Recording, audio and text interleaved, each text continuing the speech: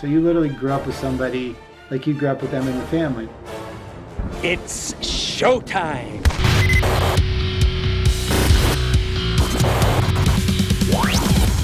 Today on the show, we are joined with filmmaker Kyra Elise Gardner. Kyra happens to be the daughter of Tony Gardner, who is known for being the lead puppeteer of everybody's favorite murderous doll, Chucky.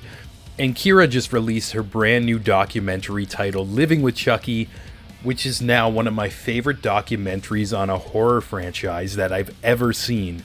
Beyond chronologically going through each movie of the Chucky franchise, I've learned from the very first Child's Play all the way 30 years later to the brand new series that it's been pretty much made by the same people. And throughout the documentary, Kyra ends up talking to all the actors, the people involved, and it shifts into this beautiful story about family and friendship and something I would have never expected when turning on a documentary about Chucky. Yeah, it's absolutely beautiful, and it was extra cool to talk to Kyra today and get some behind the scenes look on this whole project. And yeah, we're gonna get right into it right now with Kyra answering my question of being somebody so close to this franchise since the day she was born. Is there any fascinating new things that she learned about Chucky on her documentary journey?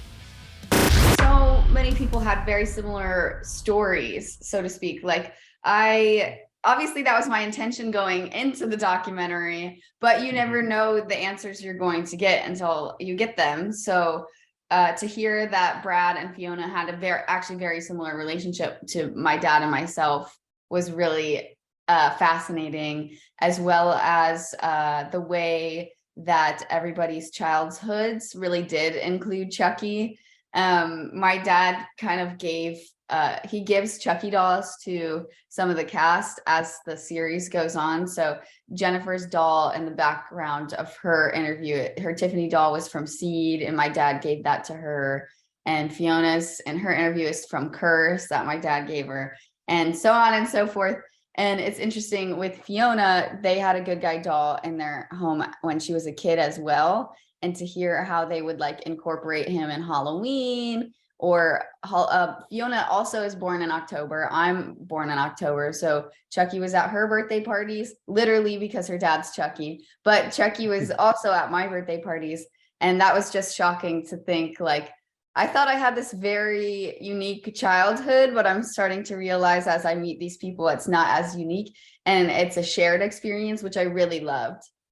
That's so cool. And even you talk about it even a little bit when you were like younger in the documentary of actually like going into like the living room or something and seeing a Chucky and a Tiffany too. And I remember seeing the movie Chucky myself when I was way too young, and it made me just terrified of dolls in general. So I couldn't imagine walking into my house and seeing the actual Chucky sitting there. So do you have a fond memory of that day of freaking out? No, Oh, it's just, I blocked the trauma out apparently, because I don't remember that. I don't remember that day. My like earliest memories of him is probably when I was like 7 instead. and yeah, that's so amazing that it's just kind of like part of your life. And when you were like going to school too, was this something that all like the kids wanted to ask you about, or when they found out, or did you keep it a secret? I didn't really mention it. And then, if you were over at my house, especially during Halloween, Chucky would be there. And it was just this thing. I think also a lot of people in my hometown where I'm from weren't horror fan nerds. So it just kind of became known of like, if you go to Kira's house, there might be a Chucky doll there. And occasionally people would get scared, especially when I was a kid. Like all my friends who grew up with me into going into high school, like Chucky would be at my birthday parties. And like a few people really got scared, and then you just had to know, like, if you're coming back next year, this doll will be here, so be warned. Yeah, it's so cool. And even like I loved like how the documentary kind of like flowed. At first it just seemed like I was watching like a historical chronological piece of Chucky, and then at the end it goes into like this twist of the crew, family, friendship and all that. And I kind of want to know what was the cast and crew's reaction when you finally got to show them this piece and it all put together?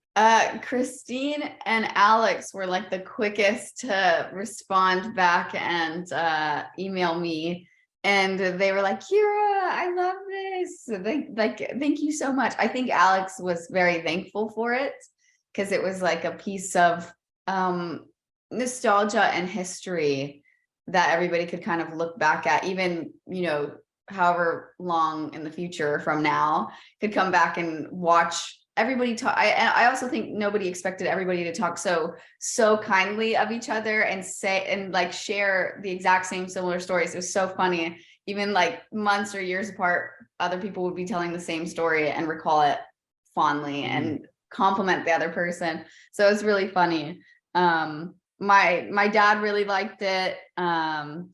And I have yet to hear from Brad and Fiona, but they're busy in their own careers, and rightfully so.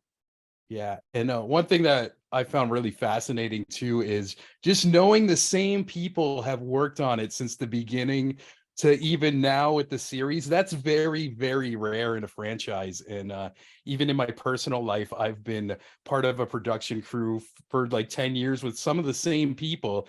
And after watching your film, it just made me want to like call people and like tell them like I love them, and like just like it put in perspective of like how special sometimes these journeys are. And sometimes you don't realize it while you're in it and working. But Yeah. I felt like this was like kind of cool for you to take a bird's eye view on everything and piece this together. Yeah, exactly.